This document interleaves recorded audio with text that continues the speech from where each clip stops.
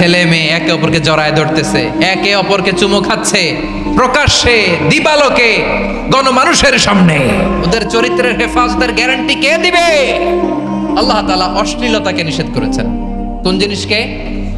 যত ধরনের, যত টাইপের, যত ক্যাটাগরির অশ্লীলতা হতে পারে সব অশ্লীলতাকে হারাম করেছেন কে?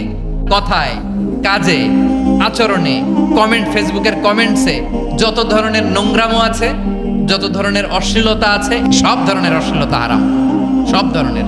আল্লাহ তাআলা আমাদেরকে অশ্লীলতা থেকে বাঁচায়। এবার বলেন, আমাদের সমাজে অশ্লীলতা আছে না নাই?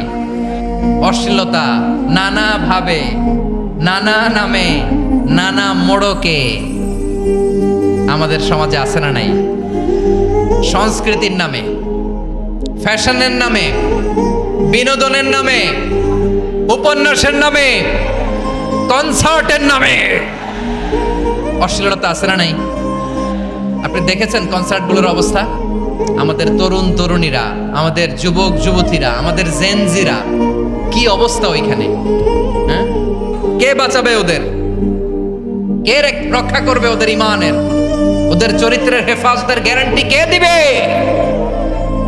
কনসার্টের নামে অশ্লীলতা আছে না নাই? ছেলে মেয়ে একে অপরকে জড়ায় ধরতেছে, একে অপরকে চুমু খাচ্ছে প্রকাশ্যে, দিবালোকে, গণমানুষের সামনে। আল্লাহ তাআলা এই অশ্লীলতা থেকে আমাদেরকে বেঁচে থাকতে বলেছেন।